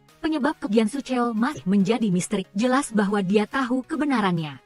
Sejak itu, jumlah suara telah diubah secara diam-diam oleh seseorang. Karena itu, untuk pertama kalinya dalam tim, muncul keretakan. Semua orang terlibat dalam pertengkaran sengit. Akhirnya, bahkan berkelahi secara langsung. Saat ini, Kwon Ilha berjalan ke samping dan mengambil pistol, memaksa mereka untuk tenang. Pada saat yang sama, dia mengakui di tempat bahwa dia telah memasukkan suara. Itu aku dan Sucheol yang memasukkan hasil pemungutan suara. Ternyata Kwon Ilha dan Sucheol sebelumnya saat berjaga, telah mengetahui berita pembatalan ujian masuk universitas dari radio. Setelah itu, Su Cheol sengaja merusak radio karena dia pikir tinggal pangkalan lebih aman daripada pergi ke Seoul. Setidaknya di sini masih ada makanan dan amunisi. Setelah mereka keluar, mereka pada dasarnya tidak bisa melawan pasukan monster tentakel. Jadi dia dengan sewenang-wenang memutuskan nasib semua orang. Semua orang sangat marah ketika mereka mendengarnya. Pada saat ini, ketua kelas dan Jo Jang-soo juga berdiri. Hal ini sebenarnya adalah rencana yang dibuat oleh mereka bertiga sama-sama. Ketua kelas mencoba meyakinkan bahwa jalan menuju Seoul terlalu berbahaya. Mereka harus tinggal di tempat ini. Tetapi orang lain sama sekali tidak peduli. Mereka hanya ingin pergi ke Seoul untuk mencari kerabat mereka. Sekarang, sebaliknya,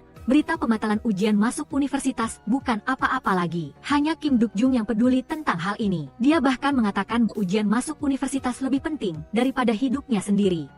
Dia pada dasarnya tidak bisa menerima kenyataan ini. Seluruh jiwanya hampir tidak terkendali. Psikologi anak-anak Korea ini benar-benar tidak sehat. Sebuah ujian masuk universitas yang konyol juga bisa membuat mereka gila. Malam itu semua orang bubar dengan tidak senang. Seluruh tim juga terbagi menjadi 2 kelompok. Lebih tepatnya, 3 kelompok. Kim Duk-jung yang secara mental tidak normal membentuk faksi sendiri. Keesokan paginya, semua orang mengemasi barang-barang mereka untuk pergi ke Seoul. Ketua kelas dan beberapa orang melihatnya dan tidak ada pilihan lain. Hanya bisa mengikuti di belakang. Karena hal ini, semua orang tidak lagi memiliki vitalitas seperti sebelumnya. Mereka tidak tahu apakah perjalanan ini pada akhirnya benar atau salah. Karena harapan sebelumnya sudah hancur. Mereka perlu mencari harapan baru untuk membuat mereka terus maju. 2 hari kemudian, seluruh kelompok pergi di sepanjang pinggiran kota menuju pelabuhan. Untuk menghindari area konsentrasi monster, mereka mengambil jalan memutar yang jauh dan terpencil. Setiap orang lelah sampai hancur. Persediaan di tubuh mereka juga tersisa sangat sedikit. Pada saat ini, mereka tiba-tiba menemukan situasi di depan. Ada beberapa tubuh berserakan di tanah. Semua orang sudah terbiasa, jadi mereka tidak peduli. Tetapi gadis berambut merah sebelumnya juga muncul. Orang-orang ini adalah kelompok siswa sebelumnya. Mereka akhirnya pergi dalam perjalanan ke Seoul. Semua orang ingin naik mobil dan pergi. Tapi, bensin mobil hampir semuanya sudah diambil oleh para prajurit dan tempat penampungan. Saat ini, Yong-soo akhirnya tak bisa menahannya lagi. Dia bilang dia masih harus ikut ujian masuk perguruan tinggi. Dia meminta orang lain kembali ke markas bersamanya. Selama nyawa mereka selamat, masih ada kesempatan untuk segalanya. Lagi pula, mungkin ujian masuk perguruan tinggi tidak akan dibatalkan sama sekali. Dia hanya ingin melarikan diri dari kenyataan. Tapi, semua orang tidak mempedulikannya. Bagaimanapun juga, sejak awal orang ini sudah sangat egois. Yong-soo tidak berani kembali sendirian. Dia hanya bisa mengikuti kelompok besar dan terus maju. Seluruh kelompok jalan kaki seharian penuh lagi. Setiap orang kelelahan hingga tak berdaya. Akhirnya, pada malam hari, mereka menemukan taman hiburan untuk beristirahat. Di sini masih ada cukup banyak makanan. Meskipun banyak yang sudah berjamur, untuk sementara masih bisa dimakan. Dalam lingkungan bertahan hidup di masa kiamat, tempat yang memiliki lebih banyak persediaan akan lebih aman. Pada malam hari, semua orang makan dan mengobrol. Mereka tidak bisa tidak membicarakan para siswa yang mereka temui pada siang hari. Sekarang mereka baru menyadari bahwa mungkin pemimpin kelas mereka benar. Para siswa itu telah berpisah. Pada akhirnya mereka tidak bisa melawan jumlah yang banyak dan dimusnahkan oleh monster. Jika mereka juga bertindak sendiri-sendiri, hasilnya sangat mungkin akan sama. Oleh karena itu, semua orang akhirnya menghapus jarak di antara mereka. Tim juga kembali ke keadaan semula. Tidak sedikit siswi yang mengatakan bahwa sejak monster-monster itu muncul, sudah sangat lama mereka tidak pergi ke taman hiburan. Tak disangka, saat ini lampu-lampu taman hiburan tiba-tiba menyala, membuat area sekitarnya menjadi sangat terang. Semua orang yang melihatnya pun berdiri. Ternyata Su Cheol diam-diam pergi melakukannya. Mereka melirik ke alat pendeteksi detak jantung dan tidak menemukan monster. Akhirnya mereka tidak bisa menahan hasrat untuk bermain. Mereka membohongi diri sendiri bahwa pasti tidak apa-apa. Maka,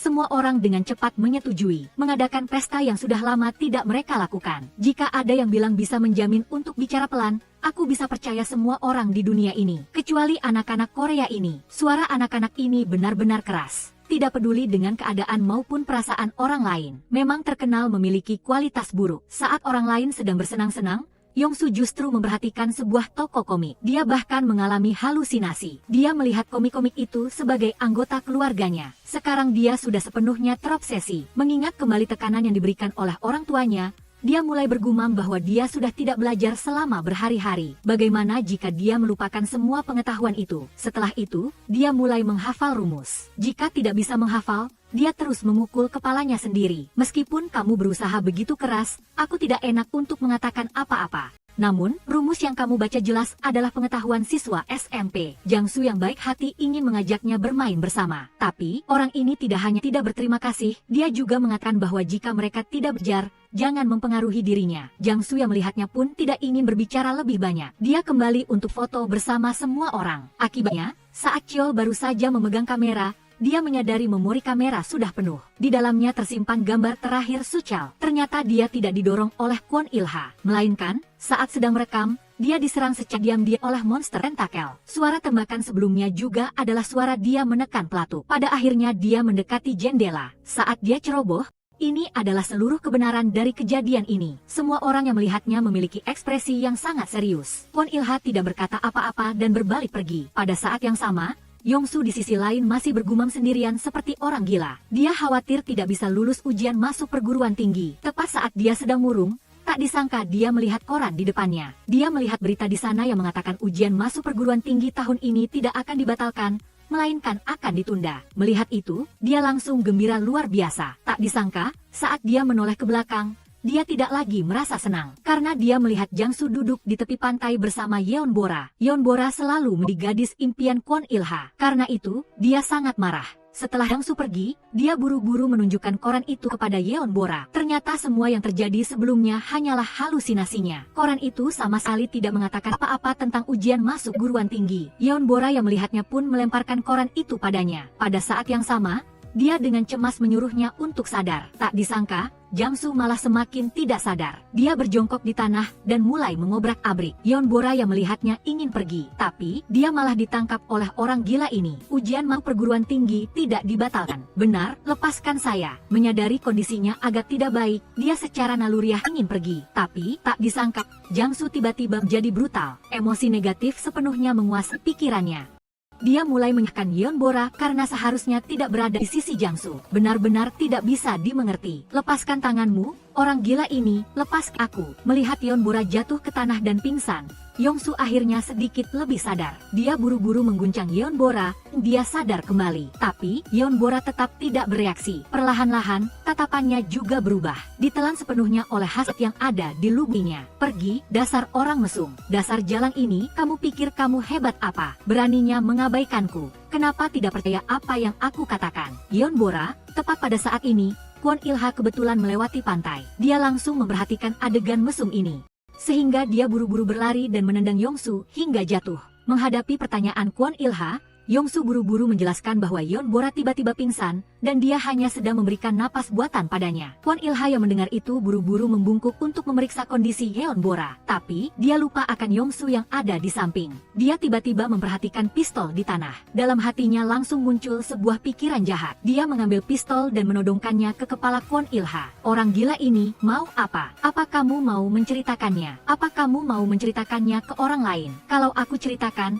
kamu mau apa? Jangan diceritakan. Kalau tidak, sekarang aku akan menghabisimu. Kalau kamu menceritakannya, hidupku akan tamat. Kwon Il-ha yang melihat itu akhirnya mengalah untuk sementara. Dia menjamin bahwa dia tidak akan pernah mengatakannya. Barulah Yongsu perlahan menurunkan pistolnya. Tepat saat dia memukuli Yongsu, Yeon Bora tiba-tiba sadar kembali. Kwon Il-ha yang melihat itu buru-buru berbalik. Tapi, Yongsu malah menemukan batu di tanah. Yeon Bora yang baru saja sadar kembali, pingsan lagi. Kwon Il-ha yang melihat itu sangat khawatir. Tak disangka, Yongsu tiba-tiba menyerang dari belakang. Sebuah batu mengenai kepala Kwon Il-ha. Kedua orang itu saling berhadapan dengan pistol. Akhirnya, Yongsu menyeret tubuh Kwon Il-ha ke laut untuk dihilangkan. Tak lama kemudian, orang lain mendengar suara tembakan, sehingga mereka berbondong-bondong membawa senjata dan berlari ke pantai. Hasilnya, mereka melihat Yeon Bora tergeletak di tanah dan genangan darah di sampingnya. Yongsu berdiri sendirian di tepi pantai dengan tatapan kosong. Belum sempat orang lain mulai bertanya, dia sudah terbata-bata menjelaskan sendiri, mengatakan bahwa semua ini disebabkan oleh monster tentakel. Monster tentakel tiba-tiba melancarkan serangan. Semua orang yang mendengar itu buru-buru mulai waspada. Tapi, Jiangsu melihat ada yang salah sehingga dia terus bertanya. Yongsu menjelaskan bahwa monster tentakel menyerang Yeon Bora. Kwon Il-ha yang ingin lindunginya, akhirnya tarik ke laut oleh monster itu. Pada saat ini, alat pendeteksi tiba-tiba berbunyi.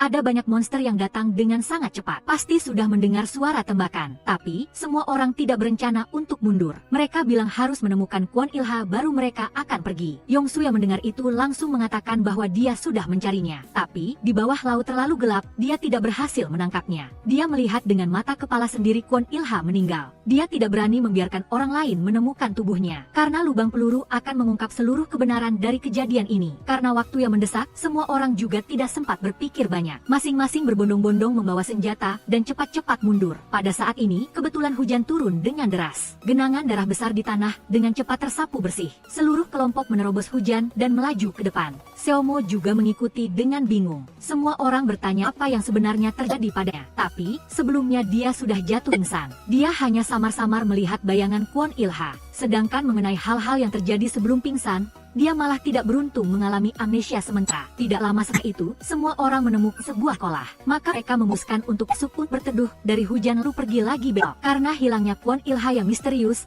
suasana hati semua orang sangat buruk. Mereka tahu Kwon Ilha sangat pandai berenang. Pada dasarnya tidak akan mudah meninggal di laut seperti itu. Apalagi jika tubuhnya akan mengambang di permukaan laut. Oleh karena itu, semua orang memutuskan untuk kembali mencari besok.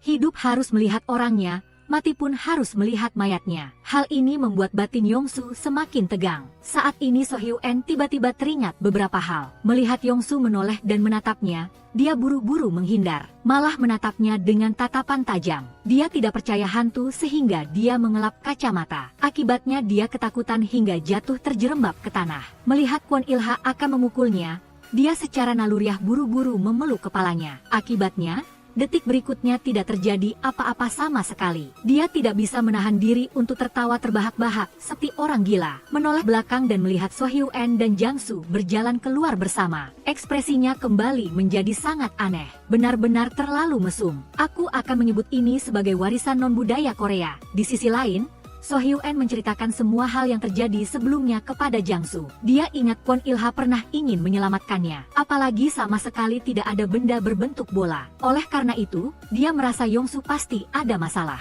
Dia juga meminta Jangsu untuk memperhatikan dia. Tapi, percakapan mereka sebelumnya sudah didengar oleh Yongsu. Kondisinya semakin memburuk. Bahkan sekali lagi mengalami halusinasi. Aku ingat sekarang. Ingat apa? Yongsu sudah memusnahkan Kwon Ilha. Apa? Apalagi Yongsu awalnya ingin melecehkan So Hyun. Apa yang kamu katakan? Benarkah? Apakah ini kenyataan? Kita harus menanganinya. Tenanglah. Bagaimanapun juga, kita harus menanganinya. Tenanglah dulu. Dasar bajingan ini. Saat ini, mental Yongsu sudah benar-benar kacau. Sebenarnya semua orang sama sekali tidak membicarakannya. Mereka sedang bayangkan kehidupan setelah perang. Ada yang mengatakan ingin di air panas yang nyaman. Ada yang mengatakan ingin makan makanan lezat. Ada juga yang mengatakan ingin tidur nyenyak sampai larut malam. Semua orang juga saling berjanji untuk saling percaya dan melindungi satu sama lain. Bertahan bersama sampai hari itu tiba. Saat ini, Jangsu tiba-tiba perhatikan. Yongsu keluar tapi tidak kembali juga. Dia pun ingin keluar untuk mencarinya. Tak disangka, begitu dia membuka pintu. Jangsu, kenapa? Jangsu, maafkan aku. Tapi, aku harus kuliah. Ternyata itu kamu. Setelah hentetan tembakan, semua orang bahkan tidak sempat bereaksi, lalu berjatuhan satu persatu. Akhirnya, hanya tersisa beberapa orang yang melarikan diri lewat pintu belakang. Tapi, Yongsu mengejar tanpa henti. Orang-orang yang melarikan diri pun jatuh ke dalam genangan Zero. Yongsu kemudian mengarahkan pistol ke Bora. Dia yang melihatnya buru-buru memeluk lawan dan memohon. Dia ingin mencoba menyentuh hatinya dengan persahabatan. Tapi, dia adalah orang yang berhati batu. Saat ini, di belakangnya terdengar dua suara tembakan. Ternyata itu Chiol dan Linara. Yongsu langsung berbalik untuk membalas. Mengambil kesempatan saat Linara tidak bisa mengangkat kepalanya, dia membalikkan punggungnya dan menghabisi Bora. Akhirnya dia kembali untuk membereskan kedua orang itu. Melihat situasi yang genting, maaf, Aesol dengan tegas melenyapkan Yongsu. Bagian terakhir dari cerita, seluruh kelas hanya menyisakan Aesol, Chio, dan Linara. Teman-teman sekelas lainnya semuanya meninggal di tempat. Sekejap sudah 2 bulan berlalu. Senjata super dingin akhirnya berhasil diteliti dan dikembangkan. Makhluk asing juga dilenyapkan sepenuhnya. Ujian masuk perguruan tinggi dilanjutkan kembali. Banyak orang yang memprotes kebijakan penambahan nilai sebelumnya. Mereka beranggapan bahwa ini memengaruhi keadilan. Chio juga ikut ujian, tapi dia tidak mengerjakan soal, melainkan mengingat kembali setiap adegan sebelumnya. lalu melihat kembali hasil yang tidak masuk akal saat ini. Dia baru menyadari saat ini, ternyata teman-teman sekelasnya meninggal dengan tidak adil. Perang mereka sama sekali tidak ada artinya. Keberadaan negara Korea ini juga tidak lagi diperlukan. Maka dia membuang kertas ujiannya dan pergi sendirian meninggalkan ruang ujian.